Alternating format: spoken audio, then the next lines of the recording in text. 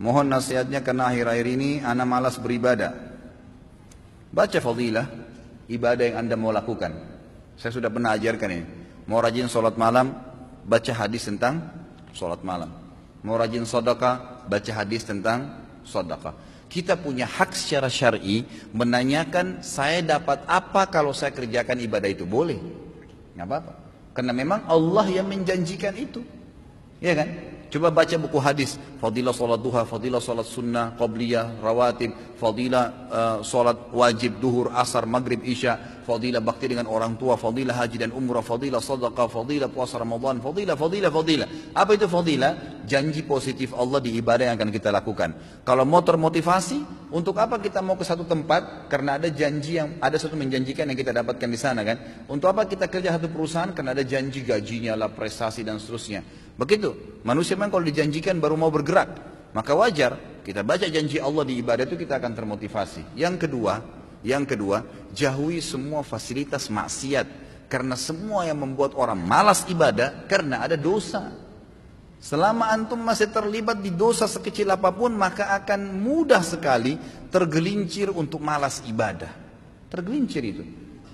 Saya sudah pernah jelaskan, ibadah punya kenikmatan, dosa punya kenikmatan, tapi nggak bisa disatuin, tidak bisa disinkronkan, tidak mungkin, harus pilih salah satunya. Seseorang, saya kasih contoh, seorang wanita terbiasa pakai jilbab, rapi, dia sudah merasakan nikmatnya ibadah itu. Tiba-tiba kedatangan satu orang laki-laki di rumahnya, sepupunya atau yang bukan mahramnya, lalu dia terlihat tidak pakai jilbab. Bagaimana perasaan dia sebagai muslimah?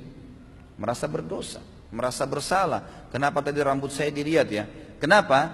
Karena ibadah menutup aurat sudah dia rasakan nikmatnya, dan membuka aurat yang maksiat hilang kenikmatannya, dibenci sama dia. Kalau kenikmatan ibadah ada, kenikmatan maksiat hilang. Kan? Terbiasa menutup aurat membuat orang jadi tidak mau buka aurat, gitu kan?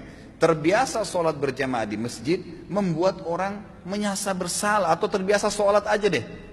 Ya, kira-kira kalau orang sudah rutin sholat 5 waktu, dia sudah tahu fadilahnya dan ancamannya kalau dia tinggalkan. Apakah dia mau tinggalkan sholat berjamaah, sholat wajib? Nggak mungkin, gitu kan? Karena kenikmatan ibadah ini sudah ada. Tapi kalau kita balik, kalau ada orang merasa nikmat dengan maksiatnya, nikmat dengan telanjang di depan orang, nikmat dengan kebohongannya, nikmat dengan harta rampasan, riba, haram, kezaliman, nikmat dengan zinahnya, maka pasti kenikmatan ibadahnya hilang. Mustahil bisa khusyuk. Biar dia mau tutup matanya, biar dia mau paksain, nggak bisa. Bangun sholat malam pun susah. Oh, sholat 5 waktu aja berat, mungkin cuma seperti orang kumur-kumur dan buru-buru kalau dia kerjakan. Nggak bisa. Makanya kata kunci yang kedua adalah jauhi kemaksiatan. Maka kenikmatan ibadah akan didapatkan. Yang pertama, bekali diri dulu dengan ilmunya. Dapat apa nih kalau saya sholat malam, kalau saya sedekah, baru kemudian jauhi semua fasilitas kemaksiatan. Yang ketiga, ini nggak kalah penting, bentuk komunitas yang soleh dan soleha. Berteman, bersahabat dengan orang yang ahli ibadah. Nggak bisa. Antum mau rajin sholat malam tapi bergaulnya dengan orang yang tiap malam di karaoke sama diskotik.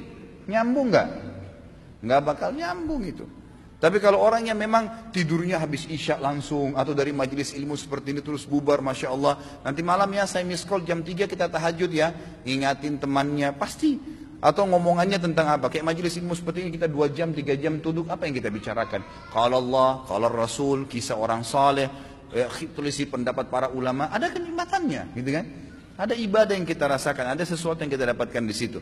Maka teman-teman yang terbiasa dengan ini, nanti dia akan bilang lagi, kayak minggu depan itu, atau mungkin hari Senin ada ustadz ini loh di masjid ini, oh ada ustadz ini di sana kalau pagi, oh ada tablik akbar nanti di sana, oh ada CD-CD-nya Ustadz Khalid tuh di situ, ada ceramahnya si Ustadz Fulan ini di sana. Jadi yang dibahas itu kan, yang dibahas masalah itu.